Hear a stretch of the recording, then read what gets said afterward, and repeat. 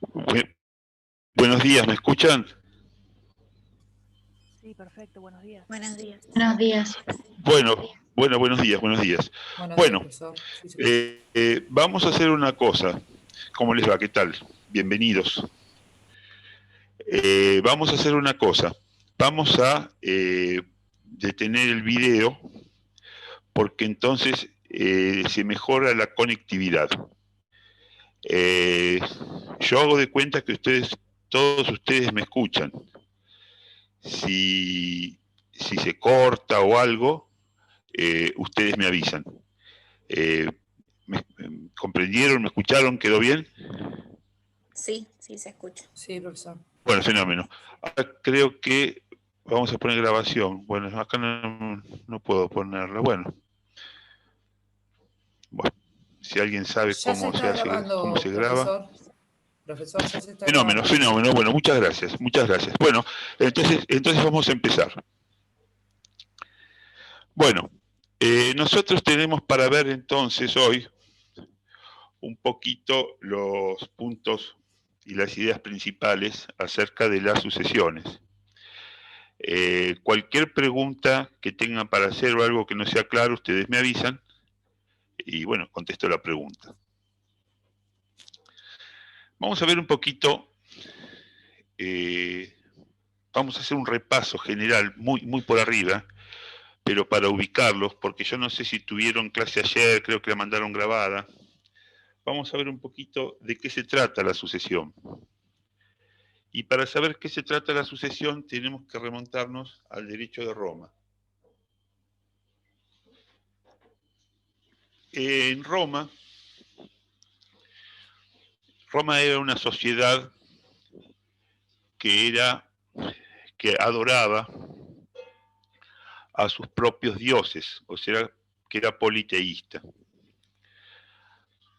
Además de haber dioses que eran, o divinidades, deidades, que eran ordenadas por el emperador, a las cuales había que adorar obligatoriamente, cada familia tenía sus dioses.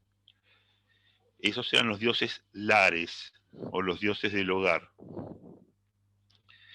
Y a estos dioses se les daba vitalísima importancia junto con los dioses en general, pero como los dioses en general eran sostenidos, recordados y vivificados por el Estado, los dioses de cada familia debía ser la familia la que continuase con la adoración de esos dioses. De manera tal que cuando moría el pater familias, lo más importante era que se continuase la adoración a esos dioses. ¿Y quién debía continuar la adoración a esos dioses? El hijo. Entonces, el objetivo principal de las sucesiones en Roma era nombrar a un reemplazante del causante del fallecido para que continúe con la religión familiar. Y de esto se deduce que el heredero no era simplemente el dueño de cosas que dejaba el causante, era continuador de la persona del causante. Es como si la personalidad del causante nunca pereciese, porque seguía transmitida a los herederos. Y entre otras cosas, se les transmitía los derechos y las obligaciones. Entonces, para Roma, el heredero era un sucesor del causante. Este sistema perdura. Roma lo expande a los territorios integrantes del imperio y naturalmente España lo transmite a América. Los romanos transmiten a España el único derecho que conocían, que era el romano, y los españoles a América el único derecho que conocían, que era el español basado en el derecho romano. Bien. Otro sistema, que es el sistema germánico, tenía una particularidad, y era que el heredero no era continuador de la persona, no se transmitía una cualidad, la de heredero, sino que solamente se transmitían los bienes. Esto para el derecho germánico. Vélez Sarsfield, en su original redacción del Código Civil, obviamente tomó el sistema romano y consideró al causante como una continuación, perdón, al heredero como una continuación del causante. Entonces, sistema germánico, heredero directamente se hacía dueño de los bienes y nada más. Sistema románico, el heredero continuaba, el sistema romano, no románico, el heredero continuaba la persona, con un abanico de posibilidades que se abrían y de opciones que se abrían que eran totalmente distintas. Entre ellas, las cargas de las obligaciones. En el código originario de Vélez, el heredero era acreedor y deudor de todas las acreencias y deudas que tuviese el causante. Entonces, si ustedes tenían un causante con 10.000 pesos de deuda, los 10.000 pesos los debían ustedes. Y su propio patrimonio, porque lo sustancial del sistema de Vélez era que se fundían, se juntaban los dos patrimonios. Ustedes saben que el patrimonio es una universalidad, es un y además es único. Entonces, dos patrimonios, el patrimonio del causante integraba el patrimonio del heredero, se formó, y como tal el heredero respondía por las deudas aún con lo que originariamente fue su patrimonio. Igualmente Vélez, perdón, y ya en la época de Roma,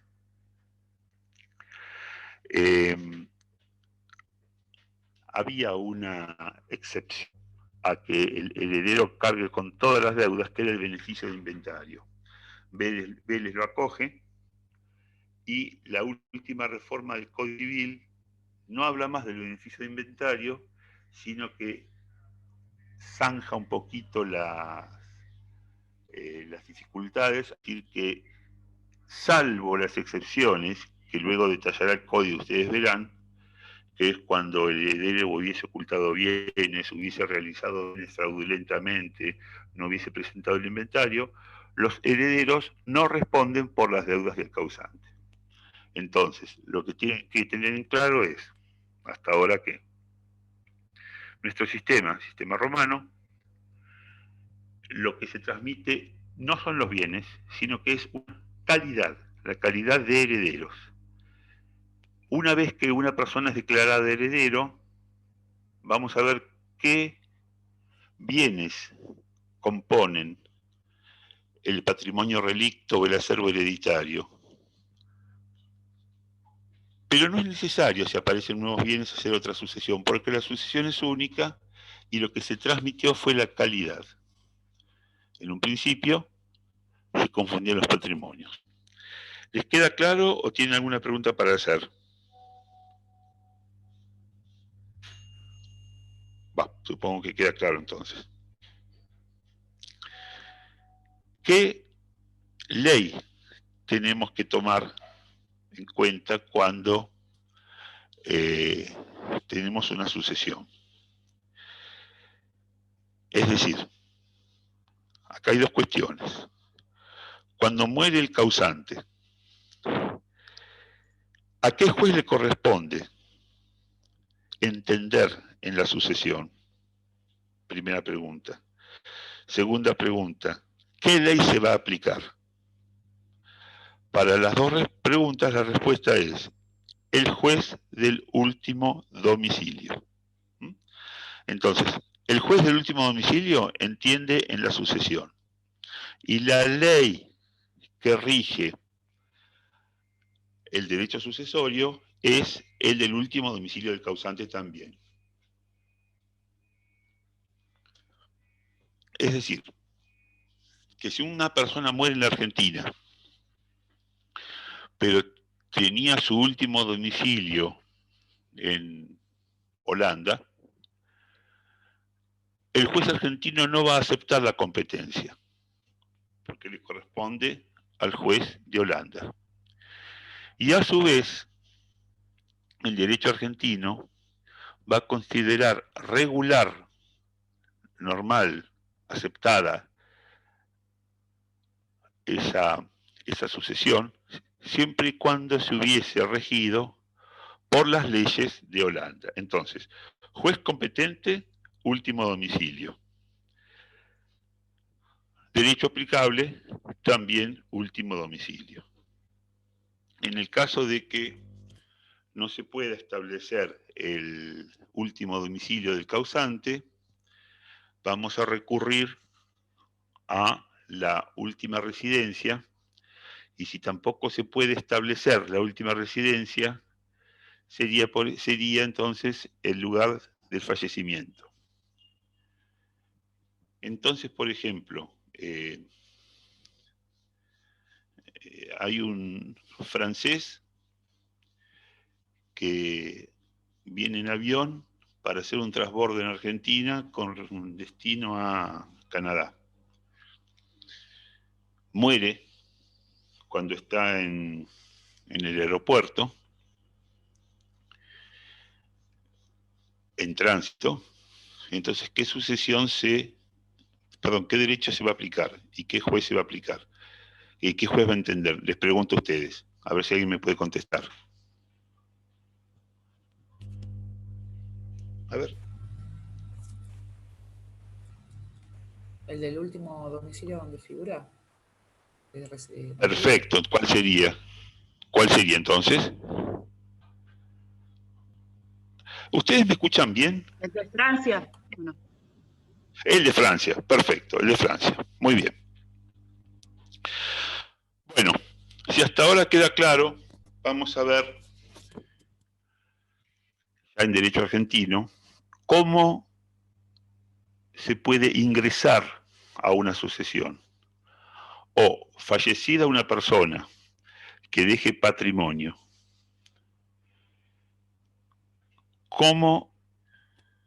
¿a quién se considera heredero?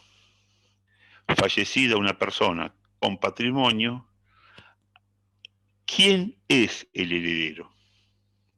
Entonces nuestra ley adopta dos sistemas. La primera y la regla es a quien el causante hubiese designado por testamento. Entonces, la primera forma de acceder a un sucesorio es a través de un testamento. Si no hubiere testamento o el testamento no pudiese ser aprobado, vamos a poner en marcha, poner en movimiento el llamamiento a los herederos que hace la ley. Conclusión. Se considera heredero, primero, al que el causante hubiese designado en un testamento. Si no hay testamento, o el testamento es inválido, al que llamar a la ley. Dos formas: por testamento, sucesiones testamentarias, o por el llamamiento de la ley, que son sucesiones ab intestato o intestadas. Intestadas todos juntos. Yo les hago esta aclaración, que el causante, perdón, que la regla es el testamento y la excepción es el llamado por la ley, porque en Argentina el testamento es una institución que nunca cuajó, nunca se aceptó. Entonces, el 99% de las sucesiones en Argentina son sucesiones legales ab intestato o intestadas, es decir, que concurren los llamados por la ley. Pero no tenemos que olvidarnos, regla es el testamento y la excepción es el llamado por la ley, porque esto va a ser de vitalísima importancia, pero vitalísima importancia, cuando nos encontremos frente a dos procesos sucesorios o cuando el causante hubiese designado un heredero violando la legítima o violando la igualdad entre los herederos forzosos. Sin ánimo de hablar de legítima ni de igualdad, yo les adelanto lo que es la legítima y la igualdad. La legítima es una porción del patrimonio de la que no pueden ser privados los herederos forzosos. Y la igualdad consiste en que todos los herederos forzosos deben recibir lo mismo. Cuando se viola la legítima, nosotros podemos remediar esta situación mediante la acción de reducción o complemento, que es simplemente traer a la sucesión los bienes que se hubiesen dispuestos de título gratuito.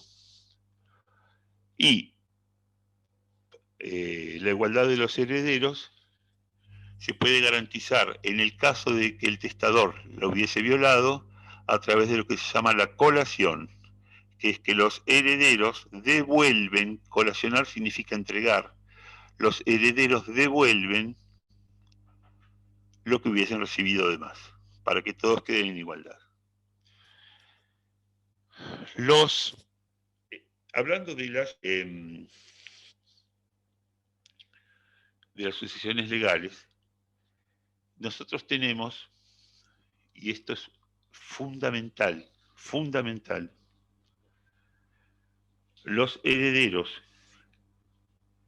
legales o legítimos, que son los herederos a los que la ley llama, y punto.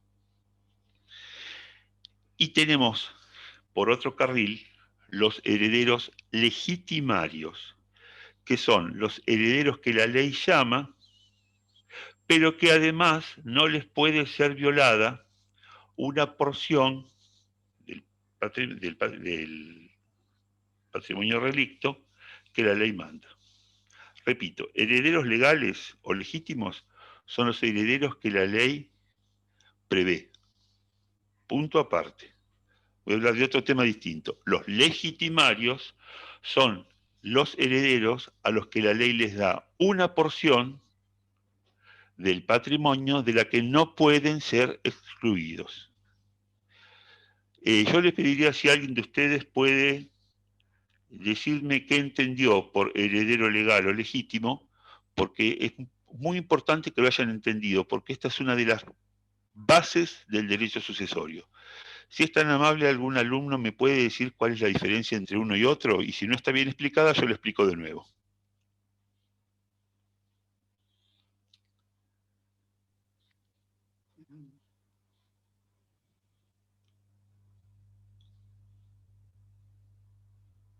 Doctor. ¿Sí? ¿Les parece? Sí. Sí, yo entendí que, por ejemplo, herederos legales son los que la ley nombra, por ejemplo, se me ocurre, ¿no? Ascendientes o descendientes. Ahora que usted hace la pregunta, no me doy cuenta cuál sería la diferencia entre uno que no puede ser de cada lado, porción legítima, y otro que sí. Muy bien. Me alegro de que me hayan preguntado, porque este tema tiene que quedar perfectamente claro. Entonces yo lo explico de nuevo. Herederos legales o legítimos, subrayen legítimos y legales, son los que la ley llama a heredar cuando no hay testamento. ¿Qué son? Los parientes por consanguinidad hasta el 4º grado. Si ustedes no vieron familia, o vieron, yo les voy a decir cómo es el parentesco por consanguinidad. Tenemos parentesco por consanguinidad con todas las personas con las que tengamos un ascendiente en común. Entonces, son parientes legales, perdón, son parientes por consanguinidad, padres e hijos, hermanos entre sí porque tienen un ascendiente común que es el padre, primos hermanos porque tienen un ascendiente en común que es la abuela, primos segundos, primos terceros, primos quintos porque tienen la bisabuela, la tatarabuela, la chosnoabuela, etcétera, etcétera, etcétera. ¿Correcto? Ahora, el código dice que son legales o van a concurrir en la sucesión los parientes por consanguinidad hasta el 4º grado. No todos los parientes, porque en realidad somos todos parientes, porque todos descendemos de Adán y Eva o de alguien, ¿no? Entonces la ley dice no, hasta el 4º grado. Para saber los grados, se cuentan hasta el ascendiente en común y luego se baja, dar a la persona respecto de la cual se quiere establecer el parentesco. Entonces, por ejemplo, ¿qué grado de consanguinidad tengo yo con mi hermano? A mí no me cuento. Voy a mi madre, 1º grado, bajo a mi hermana, 2º grado. 2º grado por consanguinidad. ¿Qué grado tengo yo de consanguinidad con mi primo hermano? Yo no me tengo mi madre, mi abuela, es el descendiente en común. Mi tío, mi madre primero, mi abuelo segundo, tío tercero, mi primo hermano cuarto.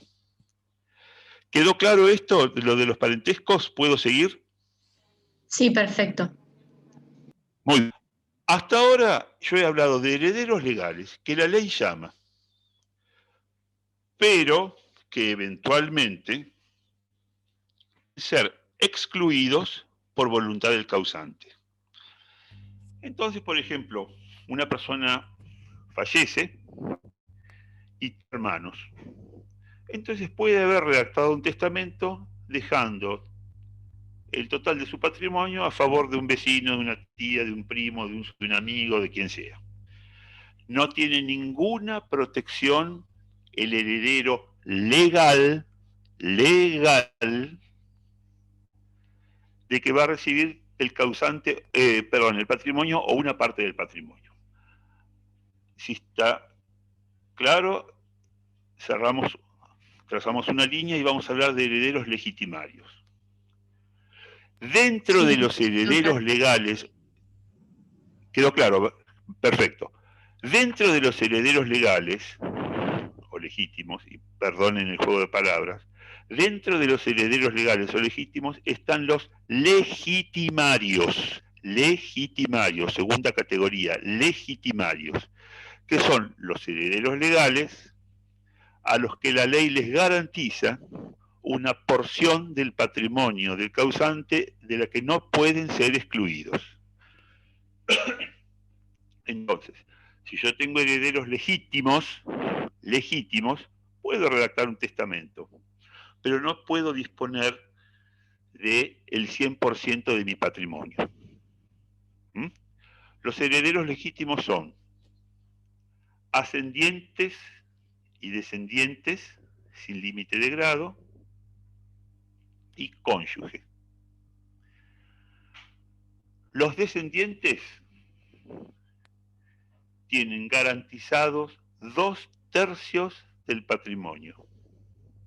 Entonces, si una persona fallece y tiene 30.000 pesos, puede dejar válidamente, mediante un testamento, nada más que 10.000, porque los 20.000 forzosamente se reparten entre los descendientes.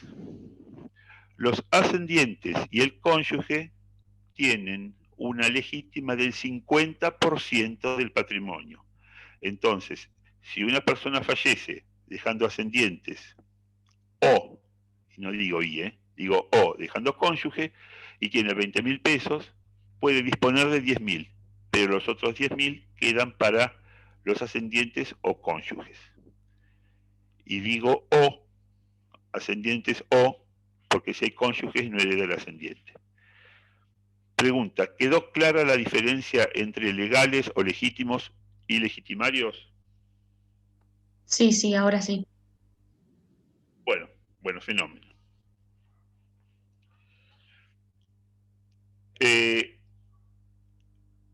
Ustedes imagínense que la sucesión no puede considerarse, por decirlo de alguna forma, como un regalo, como un premio para todos los herederos.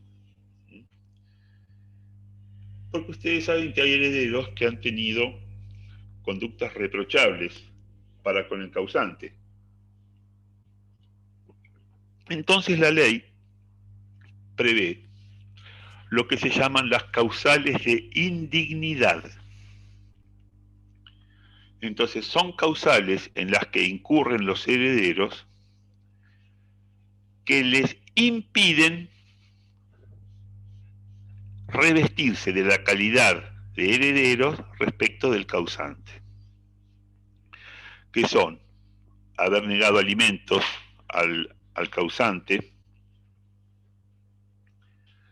haberlo injuriado, promovido denuncia penal, el padre que no reconoce al hijo. Entonces estas personas son declaradas indignas a pedido de los otros herederos. En el Código Civil de Vélez Arfield se preveía también la desheredación, que consistía en que el causante, mediante un testamento, aplazaba, desheredaba, quitaba la vocación hereditaria a los herederos que hubiesen incurrido en alguna causal de desheredación. Es decir, que no se podía desheredar a cualquiera. Tendría que haber incurrido en las causales que yo les dije recién. Y hay una cosa que es, no es novedosa, pero que era llamativa, que el heredero que había puesto mano, que le había pegado al causante, era indigno. Pero el padre que hubiera puesto mano sobre el hijo no era indigno. O sea que en el Código de Vélez, a pesar de las reformas que hubo, se permitía que el padre le dé un cachetazo al hijo. Y digo a pesar de las reformas porque también en el Código de Vélez el padre podía, en ejercicio de lo que era la patria potestad, inscribir al hijo en un instituto cuando tenía mala conducta. Bueno, continuamos. Sentada la base de que el heredero tiene una vocación universal y lo que se transmite es una calidad ilimitada, tenemos que ver a continuación una categoría que a veces se suele confundir con el heredero, que es el legatario. El heredero, como acabo de decir, y lo voy a repetir porque tiene que quedar clarísimo, tiene vocación al todo. Entonces, un hijo es declarado heredero del padre. ¿Sobre qué bienes? Sobre todos los que haya. Entonces, dentro de 50 años resulta que aparece un bien que el hijo ni sabía que existía. Bueno, también es heredero. Pero acá aparece otra figura, que es la figura del legatario. Y el legatario es la persona, física o jurídica, llamada a recibir una porción limitada o una cosa específica que compone el patrimonio relicto. ¿Entendido? Entonces, el heredero adquiere una calidad, que es la calidad de heredero. Recibe el patrimonio, lo vamos a llenar con todo lo que haya. En cambio, el legatario recibe una porción limitada o una cosa. ¿Me podría alguien explicar la diferencia? A ver si está clara. Disculpen. ¿Me podría alguien explicar la diferencia? A ver si queda clara y puedo seguir adelante. Entre heredero y legatario. Yo la explico, que el heredero tiene vocación Sí, a por favor. todo el patrimonio en su totalidad y no a una parte Exacto. como el legatario. Esa es la diferencia Exacto. principal. El legatario puede tener vocación a una parte o a una cosa. Está perfecto. Entonces, el legatario, al igual que el heredero, se instituye mediante un testamento. Entonces, un ejemplo de legatario podría ser que yo instituyo como legatario a Juan García y le lego mi auto, que es un auto marca tal, modelo tal, patente tal. Entonces, ese legatario, ¿qué es lo que va a recibir? Y la pregunta consecuente, ¿y los herederos qué van a recibir? A ver si alguien me lo puede contestar. En ese caso que yo dije recién, ¿qué recibe el legatario y qué reciben los demás herederos? El legatario recibe el auto y los herederos el patrimonio en su totalidad. Exactamente, el legatario el auto y nada más. Los herederos, su totalidad. Acá estaríamos, con alguna excepción, frente a un personaje, a una institución, que recibe solamente un bien y no recibe la calidad de heredero y lo que en el código de Vélez sea la continuación del causante. Me parece que esto ha quedado claro. Bien, la pregunta es la siguiente. Una persona muere. ¿A partir de qué momento los herederos, y cuando yo de ahora en adelante hable de herederos, voy a hablar de legatarios también, salvo que haga la diferencia, pero voy a decir el heredero para no decir heredero y legatario. Vuelvo a preguntar, una persona muere. ¿A partir de qué momento se considera que se transmitió la propiedad, que el heredero de la cosa y que se abre la sucesión? La apertura de la sucesión no tiene nada que ver con la iniciación del proceso sucesorio, que lo puede iniciar entre 50 a 100 años sin ninguna limitación. Entonces vuelvo a plantear el tema. Fallecida una persona el 2 de enero de 2021 a las 3:23 de la tarde. Herederos pasan a ser los propietarios en el preciso instante en que la persona expiró. En ese momento se considera abierta la sucesión y se considera que pasó la propiedad a los herederos y legatarios. Independientemente de cuando empecemos el proceso sucesorio, de los problemas que se susciten y demás yerbas. Esto es de fundamental importancia por los actos que puede realizar el heredero sobre el patrimonio.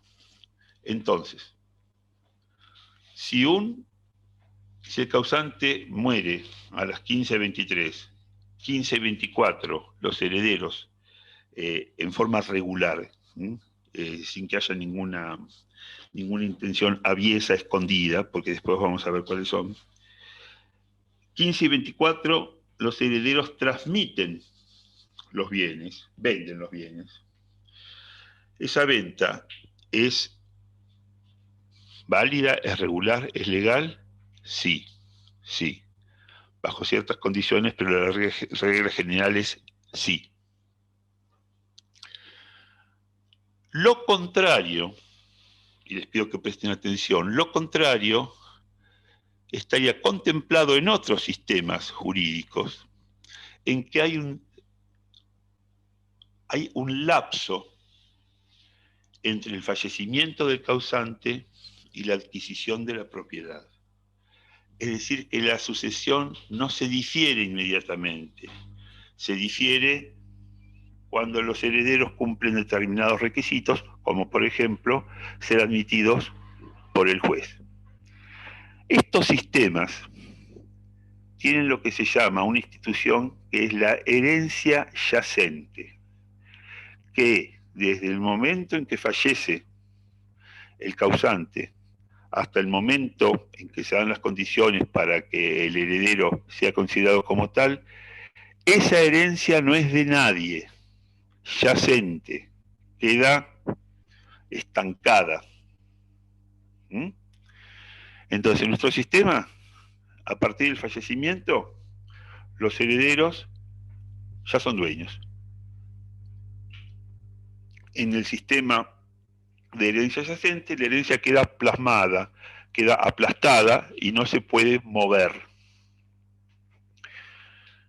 ¿Cuál es el problema que acarrea la herencia yacente? El problema que acarrea la herencia yacente es que por un tiempo que a veces pueden ser añares, ese capital queda estancado, queda muerto.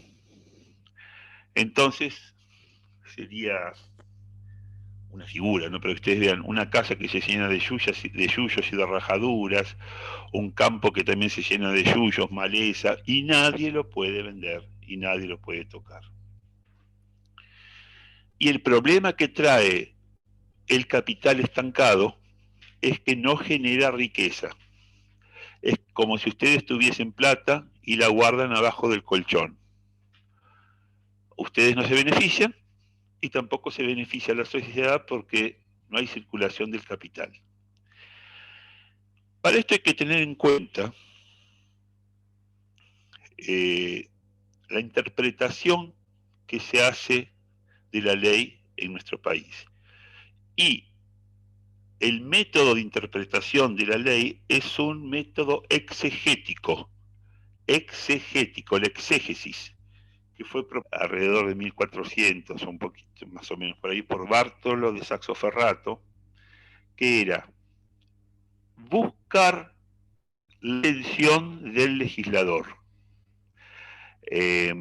Otro método sería la gramatical, que nos hace interpretar la ley palabra por palabra, sin dejarnos mover un minuto, un milímetro.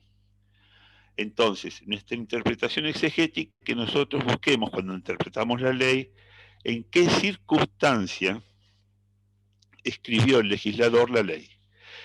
¿Y cómo era el legislador?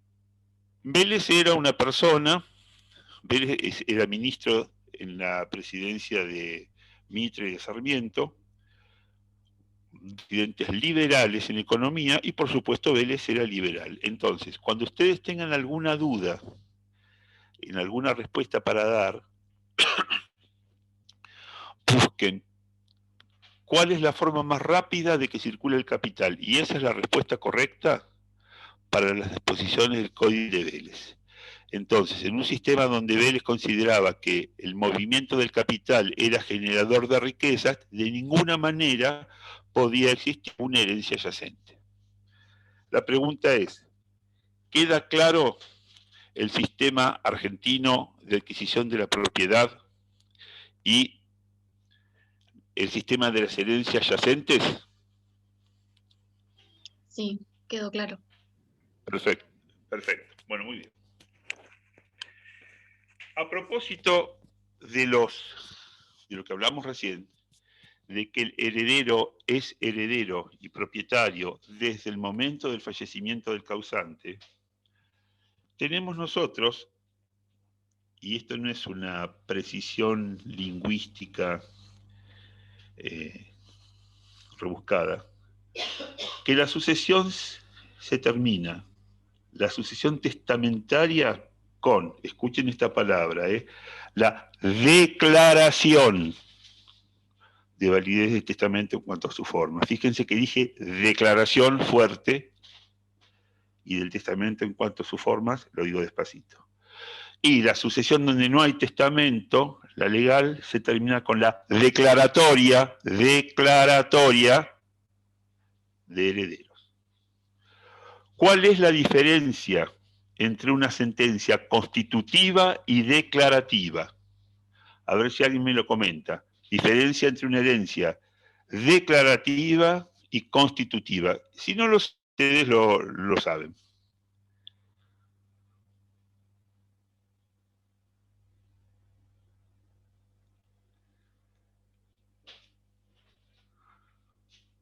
Bueno, lo voy a explicar entonces. Las sentencias declarativas son las sentencias en que el juez mira para atrás y declara que una cosa ya existió. Entonces el juez mira para atrás y declara, dice, el testamento firmado hace 120 años es válido. Los herederos de este causante que murió hace 190 años son herederos, porque yo ya lo veo, porque ya eran herederos, ya eran herederos. En cambio, las sentencias constitutivas son las sentencias en que las sentencias constitutivas son las sentencias en que... ¿Me están escuchando? Sí, se escucha. Sí. Porque yo tengo un problema aquí con la conexión. Discúlpenme. Bueno, entonces las sentencias declarativas es lo que el juez dice que ya existía. Miren, hace 150 años Juan fue heredero de José. Punto. Las sentencias constitutivas son aquellas sentencias en que el juez no declara lo que ya vio, sino que reforma una situación. Por ejemplo, el divorcio. El juez no declara el divorcio de nadie, el juez decreta el divorcio, porque había un matrimonio regularmente celebrado con todas las formalidades, era verdaderamente un matrimonio para la ley, y él dice, a partir de ahora, decreto, ordeno que no haya más matrimonio. Pero no declara que el matrimonio nunca existió. Ojo, el matrimonio existió desde el 1 de enero de 1990 hasta hoy, 5 de enero de 2021. A partir de hoy no son más matrimonios porque están divorciados. Esta salvedad la hago para que a ustedes les quede claro que el juez no decreta herederos, el juez declara. ¿Y por qué los declara? Porque los herederos ya eran herederos desde el fallecimiento del causante. ¿Fui claro en por qué se llama declaratoria de herederos y declaratoria de validez del testamento en cuanto a sus formas? Sí, profesor. Sí, profesor. Muy bien, perfecto. Por ejemplo, ¿no es cierto? Ahora una sucesión que está dando vuelta en los medios periodísticos es la de Maradona, ¿no es cierto? Que es una sucesión que tiene bastante activo, que al margen les digo que mejor que los herederos bajen la guardia y hagan un convenio, porque esa sucesión no termina nunca, y los únicos que van a ganar son los abogados, el Estado con la tasa de justicia y los peritos. Pero esto es un paréntesis, ¿no es cierto? Pregunto, de los cuantiosos bienes que tenía Maradona,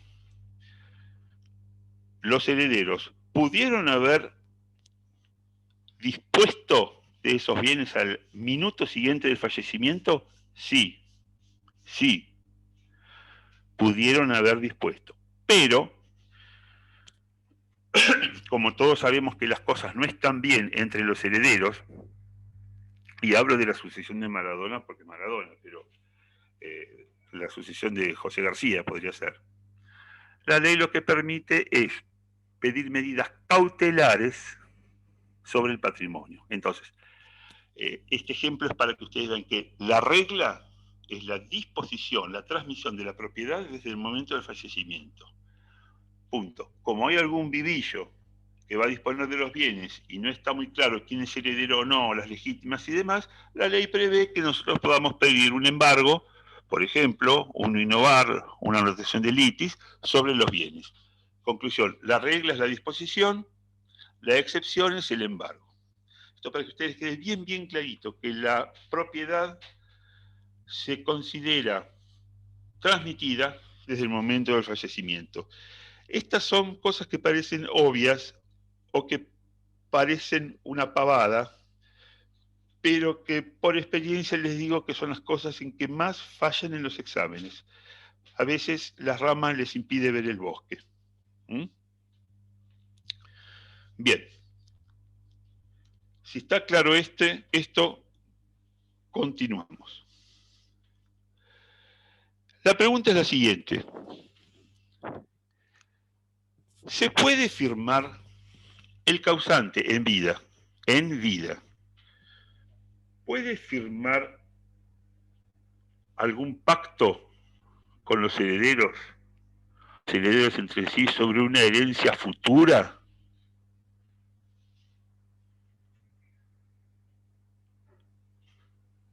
¿Qué les parece a ustedes? Bueno, y depende, porque me la respuesta es... A ver, sí, diga. No, que depende, porque me parece no. que no, porque si le quiere dejar a un hijo más que el otro, más de la legítima que explicó usted, el 2/3, eso no se podría, no se puede en general, me parece. Bueno, ¿no? Bueno, lo que usted dijo está perfecto, porque no se puede, bajo ningún concepto, apartarse de la legítima. Eso está perfecto.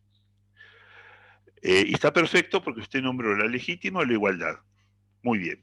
Pero también está perfecto lo que dijo su compañera, que dio un no rotundo, porque es inmoral hacer un pacto que está supeditado a la muerte de una persona. Entonces parecería como que estamos todos esperando que se muera para que se cumpla el pacto. Entonces, regla general, no se pueden hacer pactos sobre herencia futura. Y esto reconoce excepciones. La primera excepción, y es una innovación que trajo el nuevo Código Civil y Comercial, es que se puede pactar con los herederos la continuidad de una explotación comercial, impidiendo que se divida, siempre y cuando no afecte la legítima. Entonces supongamos que el causante tiene una tintorería, tiene muchos herederos, pero uno de los herederos, el hijo, trabaja en la tintorería con el padre. Y lo único que sabe hacer, que puede hacer, porque es su experiencia, es seguir en la tintorería. Y los demás herederos no tienen ni idea de lo que es una tintorería. Entonces se puede pactar entre el causante, el padre y el hijo, el heredero, que la tintorería, como es una explotación comercial, va a quedar en manos de ese hijo. Siempre y cuando no viole la legítima de los demás herederos y que no afecte a terceros. Esto es una innovación que hizo el Código Civil y Comercial. Entonces, supongamos que el causante tiene 3 hijos. La tintorería vale 10.000 y después tiene un campo que vale 10.000 y una casa que vale 10.000. Como no está violando la legítima de los 2 hijos que no pactaron, es perfectamente aceptable que se haya pactado con un heredero que él se queda con la tintorería. Porque ustedes piensen lo siguiente, y fíjense que es lógico, ¿no es cierto? A lo mejor una tintorería está instalada en un local que vale, digo cualquier cifra, ¿no? 100.000 pesos. Entonces, desarmada la tintorería vale 100.000 pesos, pero con la tintorería adentro, por el Fondo de Comercio y demás, vale 50 millones de pesos. Entonces, siempre y cuando no se perjudique a los otros herederos, ¿cuál sería la razón para impedir que el causante pacte con uno de los herederos seguir con la explotación? Considero que sería un mal innecesario. ¿No es así? Repito, siempre que los demás herederos se vean respetados en su legítima. ¿Mm? Y otro pacto sobre herencia futura que el Código permite sería lo que se llama una partición por ascendiente. Esto quiere decir que el ascendiente en vida, dice, la casa para Juan, el auto para Pedro y el campo para José. Presente en el acto el causante, presentes los herederos, se firma ni más ni menos que una escritura de donación en vida. ¿Mm? Entonces, en vida, yo digo, bueno, dono ya a mis herederos, a mis 3 hijos, a uno la casa, al otro el auto y a otro, bueno, el campo. La propiedad se considera transmitida en el momento, como ustedes ya tienen que saber bien, de la aceptación de la donación, que casi siempre es en el mismo acto, ¿verdad? Bien. Entonces, 2 excepciones a la prohibición del pacto sobre herencia futura serían, por un lado, la explotación de un fondo de una explotación comercial y la partición por ascendientes, que en este caso sería una donación, porque también el ascendiente puede redactar un testamento en que atribuya a cada heredero cosas distintas o porcentajes distintos, que es legítimo siempre y cuando lleve las formas de un testamento y que se considere para una vez fallecido el causante. Si esto queda claro, voy a continuar. ¿Quedó claro entonces esto más o menos? Sí, sí, perfecto. Sí. Muy bien. Bueno, por último, producido el fallecimiento de una persona, ustedes saben que forzosamente nacen y se extinguen determinados derechos. Hay derechos que se operan únicamente, que se operan con el momento de la muerte del causante, pero que no tienen vinculación con la sucesión, es decir, se ponen en movimiento cuando la persona fallece, pero que no es la herencia. Y esto presten atención porque presta para líos, y se presta para líos grandes. En concreto me estoy refiriendo a título ejemplificativo de... A ver, les pregunto a ustedes, cuando muere una persona, ¿qué es lo que primero o lo que primero haga el cónyuge o el conviviente? ¿Qué hacen? Y lo hacen porque si no, no pueden seguir viviendo, seguir comiendo. ¿Qué hacen, chicos? Es muy, muy normal esto. ¿Se tramita la pensión, doctor? Muy bien, la pensión, ¿no es cierto? Entonces, únicamente se puede tramitar la pensión cuando una persona falleció, ¿verdad? La pensión y la jubilación, perdón, la pensión ¿Entra en el patrimonio relicto? No, tiene nada que ver. No tiene nada que ver. Entonces yo no puedo decir, bueno, no, pero como al cónyuge le va a dar tantos pesos de pensión, tiene que colacionar, no, no señor. Son derechos que nacen por el fallecimiento, pero no integran la sucesión. Otro derecho que nace con el fallecimiento y no tiene vinculación con la sucesión es el seguro. ¿Mm? El seguro de vida.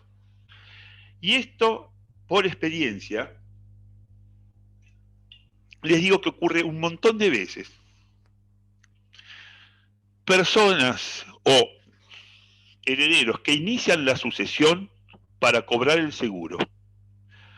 Después de haber pagado unos buenos pesos al profesional, que a veces lo hace sin querer y a veces lo hace queriendo, el juez rechaza in limine el patrimonio hereditario porque el seguro no tiene nada que ver con la sucesión. Ejemplo, supongamos que ustedes tienen 20.000 pesos de patrimonio relicto, ustedes no, el causante, ¿no es cierto? Y tienen 5 hijos. Y además tiene un seguro de vida por 60 millones de euros. El seguro ese, ¿va a considerarse como integrante del patrimonio relicto o del acervo hereditario? No. No. Sí. ¿Alguien quiere preguntar algo? Bueno, no se va a considerar.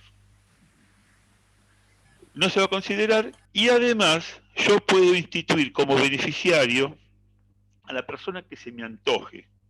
Tengo 80 hijos, 80, así que miren si hay herederos legitimarios. Y yo instituyo y les dejo nada, o les dejo 100 pesos, para dividir entre 80, 2 pesos cada uno. Sacando los gastos sucesorios, ni las van a recibir. Pero además dejé un seguro de 500.000 millones de euros para doña Pocha, la vecina. ¿Es válido que doña Pocha, la vecina, vaya a cobrar el seguro y que no le quede nada a los herederos? Sí, porque en los seguros de vida uno pone como beneficiario a quien quiere, ¿o no, profesor? Perfectamente resuelta la pregunta. Uno instituye como beneficiario al que quiere. Y no es un derecho que integre el patrimonio hereditario por una sencillísima razón. Esa plata, ¿cuándo se hizo disponible? ¿Al momento del fallecimiento o después? Después del fallecimiento. Entonces, son derechos que nacen con la muerte del causante, pero que no están vinculados a la sucesión. ¿Correcto? Y hay otros también. Bueno, también tenemos los derechos, obviamente, que hemos hablado y que hablaremos durante toda la materia, que son los derechos patrimoniales que nacen con el fallecimiento del causante, están vinculados a la sucesión, que vamos a hablar de eso toda la materia. Y por último, hay derechos que se extinguen con el fallecimiento, la muerte del causante, y respecto del cual los herederos, ni los terceros, pueden reclamar. Dicho en forma más criolla, cuando se muere una persona, hay cosas que no se pueden reclamar, ¿no es cierto? Por parte de los herederos y por parte de los acreedores. Entonces, lo que se extingue, ipso iure, y eso les aseguro, que la persona no terminó de expirar y ya queda cargado en el sistema. Bueno, soy un poquito exagerado, pero no se terminó de firmar el certificado de defunción, y no hablo de la constatación, y ya está cargado, porque para eso son rapidísimos, el sueldo o la jubilación. Yo creo que la persona está expirando y ya está bloqueada la jubilación y la pensión y lo que sea. Entonces, un derecho que se extingue con el fallecimiento es el derecho de el contrato de trabajo, ¿no es cierto? O la prestación de la seguridad social. No hay obligación de seguir pagando el sueldo y no hay obligación de seguir pagando la pensión o la jubilación. Por eso les decía que el Estado enseguida se encarga de bloquearles la jubilación o la pensión. Después veremos si a alguien le corresponde. Entonces, ese es un derecho que se extingue con el fallecimiento. Y no, supongamos que tenemos un acreedor que tenga el sueldo embargado. ¿Puede decir yo quiero que le sigan pagando el sueldo hasta que se termine mi embargo que ordenó el juez? No, no, señor, porque el derecho se considera extinguido. ¿No es así?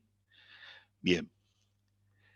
Otros derechos que se consideran extinguidos son los contratos intuite personae, que son los contratos en los que la calidad del causante es esencial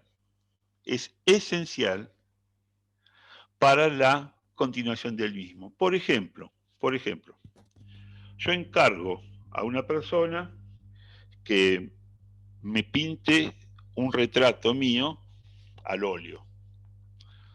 Y yo le elegí porque es un excelente pintor.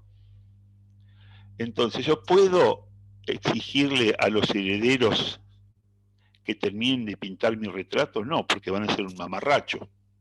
¿No es así?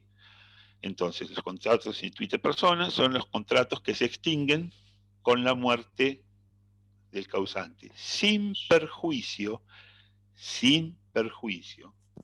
de las acciones patrimoniales que tengan los herederos con respecto, o el comitente con respecto a los herederos. Entonces, el causante pagó $200.000 para que le hagan un retrato. El pintor, el retratista, hizo una raya nada más. Entonces yo no puedo obligar a los herederos del pintor a que me terminen el contrato, el retrato, pero sí que me devuelvan la plata. ¿Queda claro? ¿Queda claro? Sí, sí. Sí.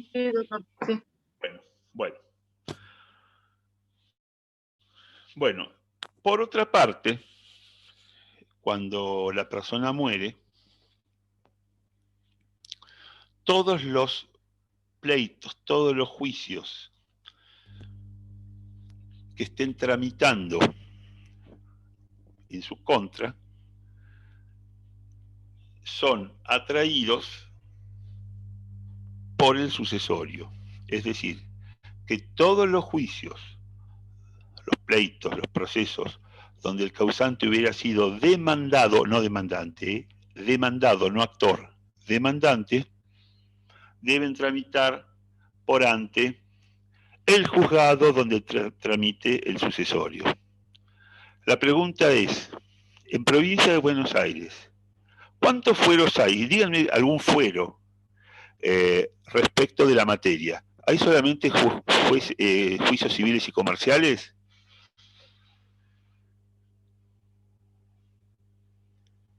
A ver, ¿qué les parece a ustedes? No. Hay juzgados de familia, hay juzgados laborales, hay contenciosos administrativos. Y entonces acá se plantean una serie de interrogantes acerca de si el juez en lo civil y comercial va a entender en los procesos de familia, en los procesos laborales, en los procesos contenciosos, etc. Y no estoy hablando de otros derechos que se extinguen con el fallecimiento del causante, o obligaciones en este caso, que sería con el los procesos ante un juzgado en lo criminal. Porque con el fallecimiento del causante se extingue la pena. Las penas no se heredan, los delitos no se heredan. Bueno, ¿alguno tiene alguna pregunta para hacerme? Sí, que no se la pude hacer a ver, sí. al principio porque no quería interrumpirlo, Pero, por ejemplo, Sí, en el decime. ejemplo que usted dio de Francia a Canadá, creo que era, cuando la persona Sí, moría, sí. creo que era en el aeropuerto de Canadá. Ahora, mi pregunta es, ¿qué pasa cuando muere Sí, en el avión, arriba del avión, y ya cuando está en el aire? sí. ¿Qué- ¿En qué, Es una pregunta interesante. qué ley se aplica? ¿A qué juez va? Claro. Muy bien, muy bien. Primero, me tendrías que haber interrumpido, porque interrumpir no es ninguna falta, al contrario, es para resolver una inquietud. Segundo, se sigue aplicando la misma ley, la ley del último domicilio. Entonces, un español, no voy a hablar de los españoles, porque con España tenemos muchísimos tratados. Vamos a hablar de un belga que tomó un avión en Bruselas y cruzando el mar se muere. ¿No es así? Y resulta que el hombre este tenía bienes en Argentina. Entonces, si se presentan los herederos para promover el juicio sucesorio de ese hombre que tenía bienes en la Argentina, el juez se va a declarar incompetente porque va a decir, recurra al juez del último domicilio del causante que estaba en Bélgica. ¿No es así? Entonces, es el mismo caso que yo les di si un pasajero con nacionalidad suiza en tránsito muere en el aeropuerto de Ezeiza pisando el suelo argentino. Último domicilio. Y yo les voy a hacer una aclaración también, porque posiblemente la pregunta que me hizo su compañera derive del tema de los hechos jurídicos, en este caso distintos de la muerte, hechos jurídicos operados en espacio o aguas nacionales o internacionales. ¿Mm? Con respecto al fallecimiento, yo ya les dije, para Argentina es el último domicilio. Con respecto a los demás derechos, por ejemplo, un nacimiento. Acá hay que distinguir si son buques o aeronaves de guerra o buques o aeronaves comerciales, ya sea de carga o de pasajeros.